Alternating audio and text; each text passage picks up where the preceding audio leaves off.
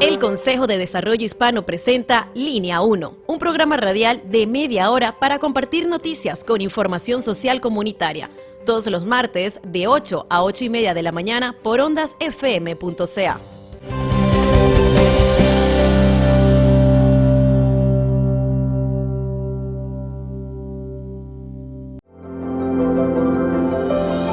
Ciro Vacunas, el centro de información, referencia y orientación para responder todas sus inquietudes respecto a la vacunación.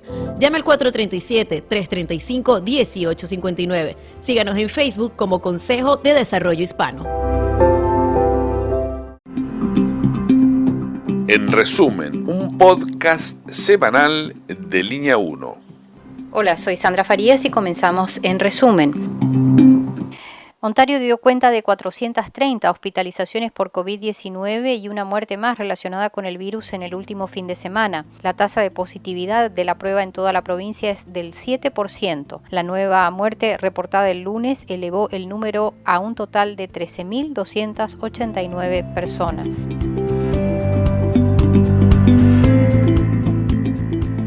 Cientos de familias se unieron a una marcha para conmemorar a la familia Abzal y luchar contra la islamofobia en London, Ontario. La familia Abzal murió en un ataque motivado por el odio mientras paseaba el 6 de junio del 2021. Más de 1,000 personas se reunieron en la escuela secundaria Oakbridge para escuchar discursos antes de caminar hacia la mezquita musulmana de London. Justin Trudeau, que participó de la marcha, sostuvo que el gobierno está invirtiendo en el lanzamiento de una nueva estrategia contra el racismo y un plan de acción nacional para combatir el odio.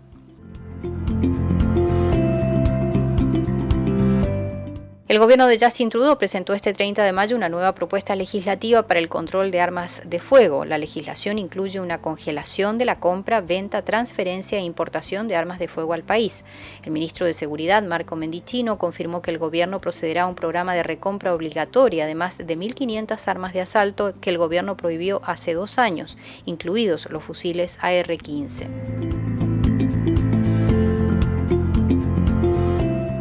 A pesar de una economía y un sistema hospitalario en crisis, los conservadores progresistas de Doug Ford lograron formar un segundo gobierno mayoritario en Ontario. Somos imparables, sostuvo Ford tras ganar ampliamente su reelección por otros 4 años con 83 escaños.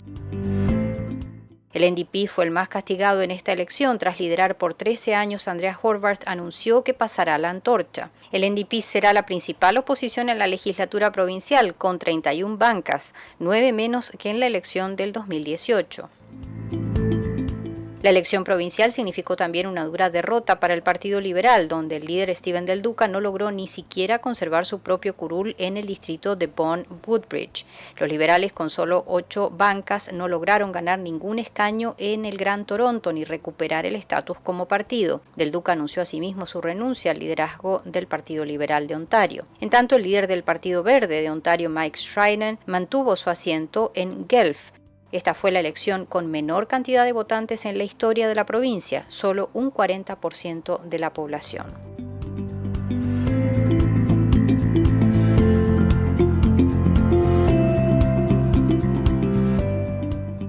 Canadá autorizó el miércoles una única inyección de refuerzo de la vacuna COVID-19 de Pfizer para jóvenes de 16 y 17 años. El refuerzo debe administrarse 6 meses después de la serie de 2 dosis. Ontario reportó por primera vez desde marzo la menor cantidad de hospitalizaciones por COVID-19. La Agencia de Salud Pública de Canadá anunció que las restricciones de COVID-19 en la frontera con Estados Unidos permanecerán vigentes durante al menos otro mes. Las restricciones en los aeropuertos canadienses y las fronteras incluyen mandatos de vacunación, pruebas aleatorias de COVID-19 y el requisito de responder preguntas en la aplicación ArriveCan.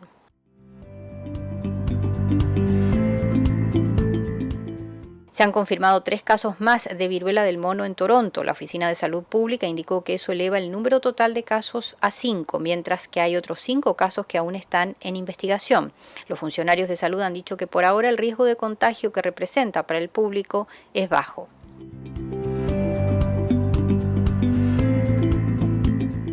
El Banco Central de Canadá anunció nuevamente este 1 de junio un aumento de su tasa de interés de referencia a un 1,5%. La decisión del Banco Central de elevar la tasa en medio punto era algo que se esperaba, ya que la institución está buscando frenar agresivamente la alta inflación que afecta al país. La inflación alcanzó el 6,8% en abril, más del doble del nivel de comparación a lo que el Banco Central espera. Los precios de la gasolina han subido más del 36%, mientras que los comestibles subieron casi un 10%. El precio promedio de la gasolina en Ontario ha sido esta semana de 2,02 por litro. La tendencia es que los precios continuarán subiendo, ya que se avecina una escasez de suministro.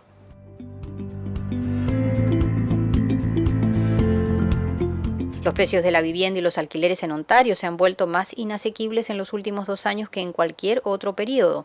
Una persona joven en el área metropolitana de Toronto con un salario promedio ahora necesita trabajar unos 27 años para poder ahorrar el 20% para el pago inicial de una vivienda. El alquiler promedio, en tanto, de una unidad de 2 habitaciones es de algo así como $17,500 al año, en comparación con unos $10,000 a principios de la década del 80. Fin de reducir la pobreza y crear seguridad financiera para los canadienses con discapacidades en edad de trabajar, el gobierno federal anunció un proyecto de ley. La legislación propone elevar a un nivel de ingresos similar al proporcionado por el suplemento de ingresos de alrededor de $19,000 en beneficios anuales.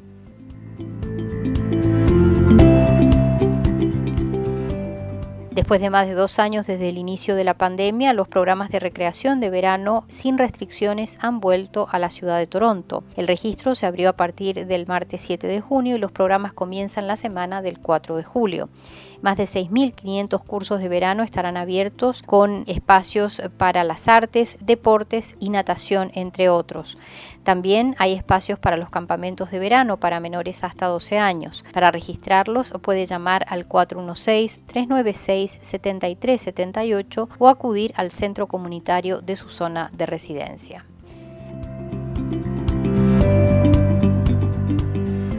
Junio es el mes dedicado a las personas adultas mayores en Ontario y a combatir el abuso de este sector tan desprotegido de la sociedad. La Organización de las Naciones Unidas nombró el próximo 15 de junio como Día Internacional de Concientización contra el Abuso a Adultos Mayores. En resumen, el podcast semanal de Línea 1 fue preparado por el Consejo de Desarrollo Hispano y el programa Yo Me Vacuno, auspiciado por la Agencia de Salud Pública de Canadá. Suscríbase gratis a Línea 1, el boletín semanal del Consejo de Desarrollo Hispano. Reciba su correo electrónico notas de actualidad, podcast y entrevistas. Envíe un mensaje de WhatsApp al 437-335-1859 consignando su email.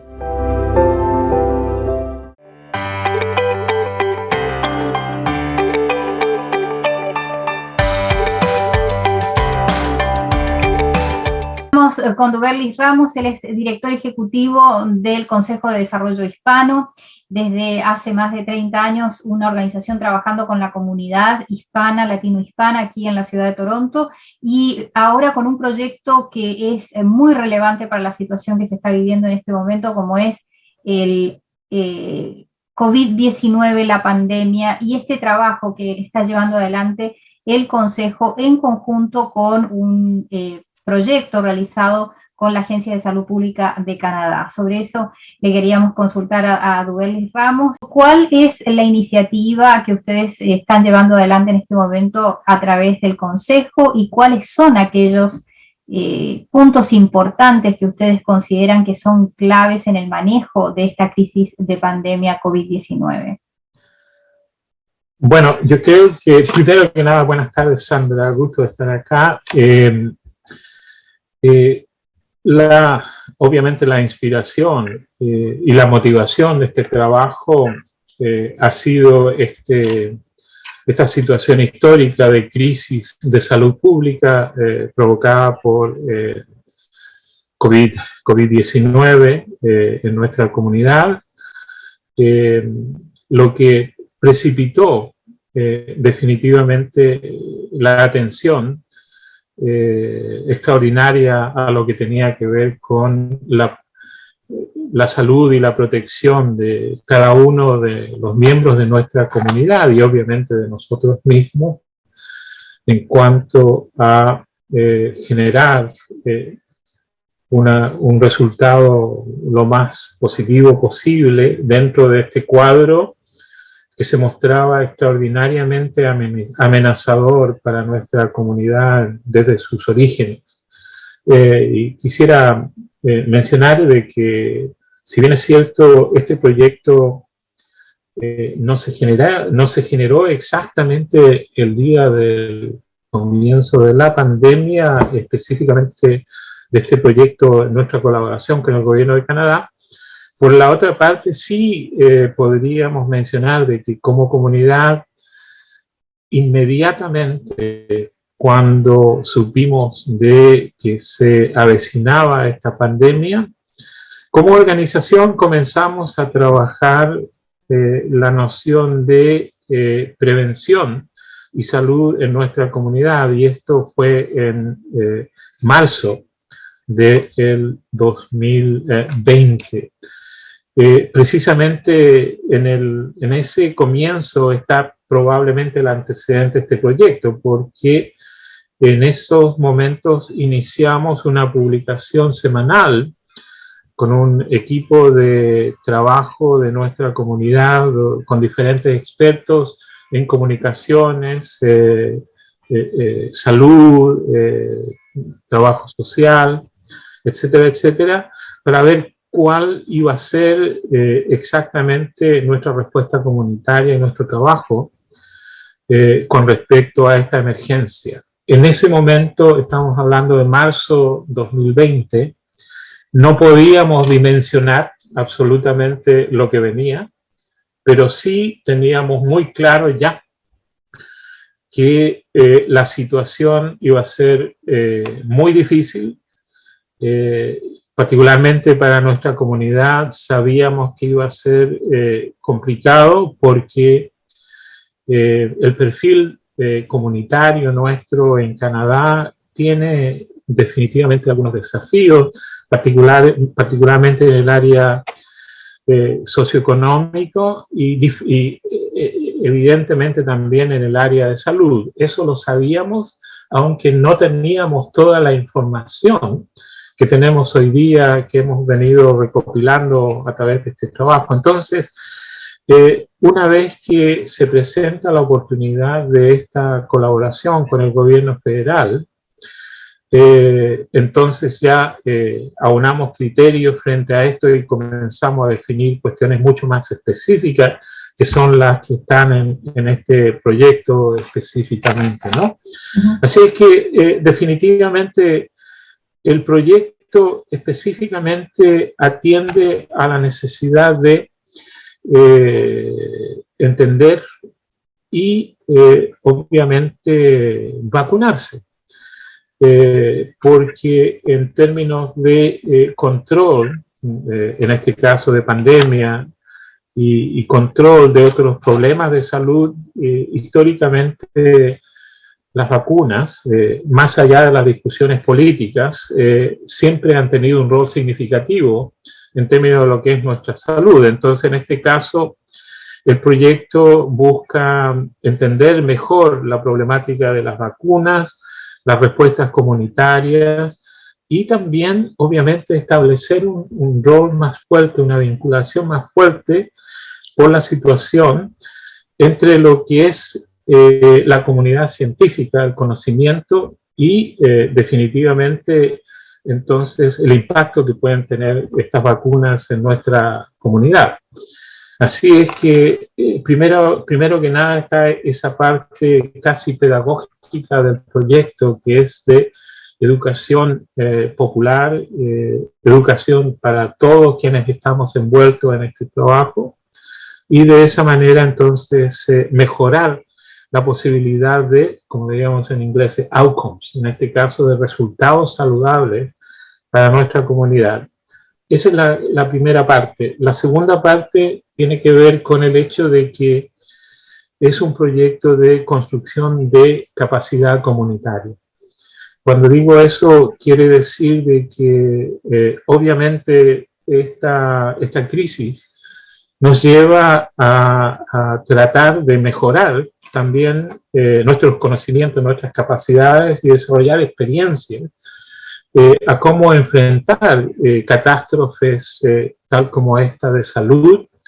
En cierta medida, debo mencionar que de alguna manera podíamos dimensionar esto que yo llamo catástrofe en la medida de que históricamente como organización hemos trabajado en otras catástrofes, por ejemplo, colaborando con organizaciones y en diferentes lugares en América Latina, a propósito de catástrofes naturales, por ejemplo, como el huracán Mitch, por ejemplo, en el cual trabajamos a nombre de la provincia en el año 1999-2000 para apoyar la crisis que se produjo, la crisis natural, que fue extraordinaria con respecto a este famoso huracán que devastó a 4 países centroamericanos. Y basado ahora ya en esa experiencia histórica, hicimos algo también que no hemos publicado mucho, pero hicimos un pequeño estudio acerca de cómo prepararnos para futuras catástrofes. Y en ese sentido quedamos marcados por esa experiencia en términos de, por ejemplo, la creación de equipos de intervención en el caso de catástrofes naturales, pero también en otro tipo de catástrofes, potencialmente, por ejemplo, en salud.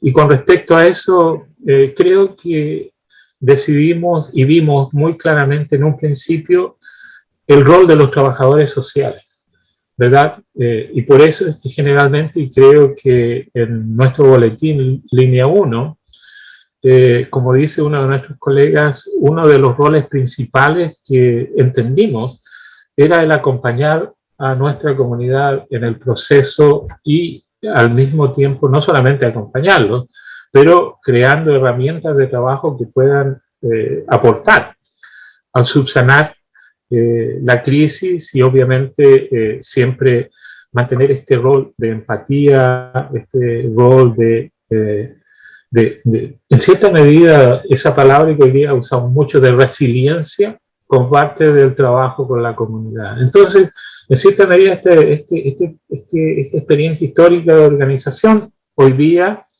cae en cuanto a este proyecto específico y creo que en un principio, sin lugar a dudas, vimos que claramente podíamos apoyar, ser partícipes y, como diríamos regularmente, ser parte de la solución también del problema, porque también sabíamos que habían desafíos.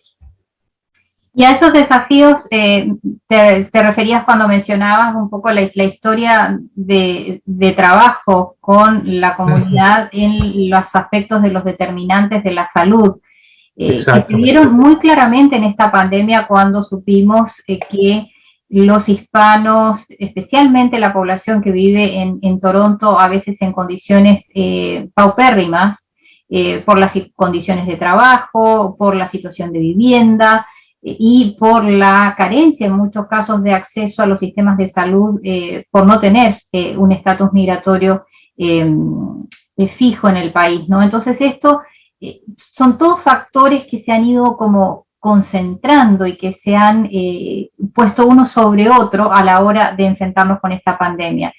¿Nos podrías describir qué pasó con la pandemia y estos determinantes de la salud? Sí, desafortunadamente, y usando esa vieja, este concepto de García Márquez de la muerte anunciada, esto en cierta medida había sido anunciado. Digo esto porque, primero que nada, desde hace y hablando de determinantes de la salud, creo que esa es una cuestión muy importante y que no solamente debería estar en este proyecto, pero creo que nos marca un futuro de trabajo muy importante, más allá de lo que ocurra con la pandemia, eso primero que nada. Pero quiero decir de que en realidad conocíamos de nuestras vulnerabilidades y particularmente creo que como consejo veníamos diciendo esto en varios lugares y responsablemente, porque definitivamente sabemos que en nuestra comunidad, y tú como bien lo decías, hay un sector, y yo me atrevería particularmente a mencionar de que 1/3 de nuestra comunidad está en alto riesgo con respecto a problemáticas de salud por una serie de situaciones que no están en control precisamente de la comunidad ni de esas personas. Sabemos que hay sectores muy vulnerables en nuestra comunidad y que con poco acceso a la medicina y a la medicina pública. Hay cuestiones culturales.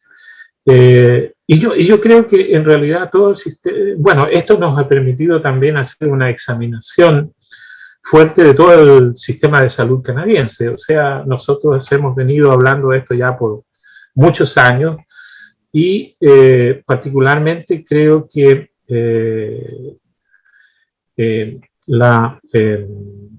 iba a decir esto de parte de nuestra vulnerabilidad, primero que nada es porque en nuestras comunidades específicamente no está identificada dentro de los grandes programas de salud de este país. La comunidad hispana o latino-hispana, Latinx, es desafortunadamente, y ahora lo veo esto con más fuerza que antes, una comunidad invisible al sistema de salud canadiense.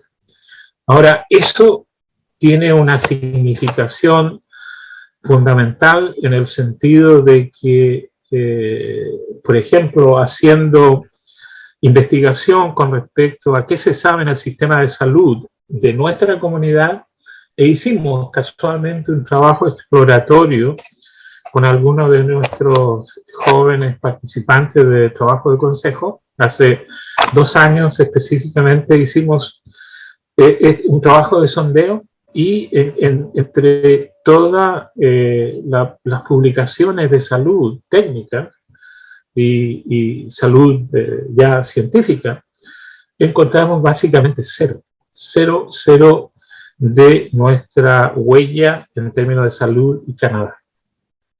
Ahora, por ejemplo, recuerdo anecdóticamente de que hicimos una conferencia sobre cuestiones de cáncer hace alrededor de unos 20 años atrás. Y bueno, por ejemplo, en ese momento todos los expertos que invitamos a trabajar en esta conferencia eran todos de Estados Unidos. Entonces, nosotros no teníamos doctores ni expertos con conocimiento de nuestra realidad acá en Canadá. Y eso es algo que yo creo que es uno de nuestros talones de Aquiles, definitivamente, y creo que cuando hacíamos trabajo de sondeos en términos de situación sociocomunitaria y salud específicamente, eso siempre se veía muy claro. Ahora, la otra cosa que preveía nuestra vulnerabilidad también es que al no tener grandes capacidades expertas con respecto a lo que ocurre en nuestra comunidad, también habían probablemente corrientes de ideas dentro de nuestra propia comunidad, las cuales no teníamos muy claras. Y casualmente yo hice con mis estudiantes un sondeo en el cual por primera vez justo antes de la pandemia, en este sondeo muy básico encontramos una temática muy interesante con respecto a dudas o falta de conocimiento acerca de las vacunas, y nos llamó mucho la atención porque casualmente e irónicamente antes de que comenzara la pandemia, nos habíamos propuesto esa temática como una de las temáticas a trabajar como comunidad. El problema nuestro con este trabajo muy artesanal casi, porque va sin recursos y no tiene el apoyo de lo que es un peer review research, porque estuvo hecho muy, como digo, muy artesanalmente, pero sí nos daba la capacidad ya de entender, y recuerdo algunos de los comentarios de las personas que decían, las vacunas no estamos seguros acerca si son realmente tan positivas como dicen o no son, o gente tímidamente planteaba, recuerdo este comentario muy fuerte, alguien decía, bueno, yo creo que nosotros deberíamos saber más de las vacunas. Ese comentario me pareció muy polite, muy fino, pero en cierta medida denotaba, en mi opinión, una crítica a la problemática de vacunas. Eso quedó marcado ahora, y casualmente cuando hablábamos de este proyecto como tal, en cierta medida tenía que pensar en eso.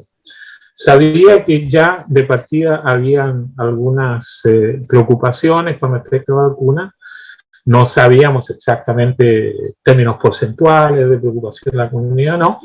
Pero también estábamos viendo de que definitivamente, y en cuanto a nuestra comunidad y conociendo el nivel de circulación de información, sabíamos que en Estados Unidos estaba teniendo un enorme impacto, particularmente entre comunidades indocumentadas, el problema de la vacunación, las vacunas, pero también eso se conectaba a una cierta desconfianza en el sistema de gobierno y los sistemas de gobierno prácticamente todos. Entonces, eso también obviamente es una preocupación, y podríamos hacer algo de extrapolación a nuestra realidad en Canadá también.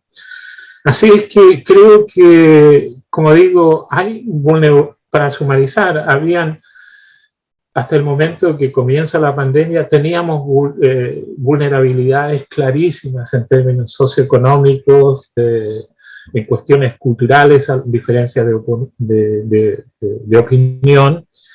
Entonces, como proyecto ahora tratamos de responder precisamente a esas vulnerabilidades y a esas, incluso más que opiniones, me atrevería a sugerir yo a actitudes de nuestra comunidad, porque en realidad uno puede decir muchas cosas, pero en términos sociales, cómo enfrentar una pandemia culturalmente en un periodo cuando está encima.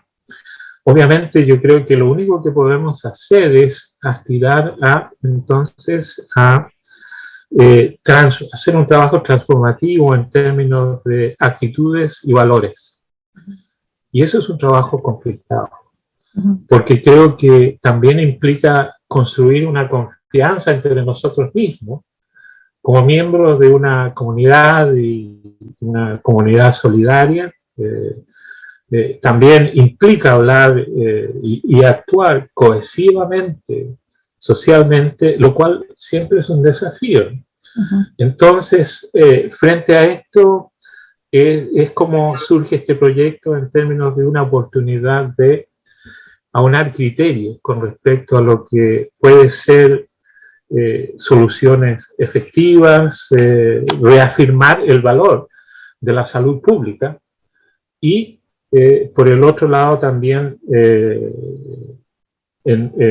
reafirmar nuestro trabajo de colaboración con entes gubernamentales y entonces de esa manera fortalecer lo que es como manera de solución esta problemática en lo más inmediato, la vacunación, y en lo futuro, obviamente también lo que queda pendiente en este proyecto, porque eso también está incluido, entonces construir una perspectiva en relación a los determinantes de la salud, más allá de lo que sea esta pandemia. Le damos las gracias a Duberlis Ramos como director ejecutivo del Consejo de Desarrollo Hispano. Bueno, gracias Gracias, Sandra. Así es que... Nos volveremos a encontrar en Línea 1 el próximo martes. Gracias por permitirnos acompañarles en la radio. Para enviar su sugerencia a Línea 1, escríbanos por WhatsApp al 437-335-1859.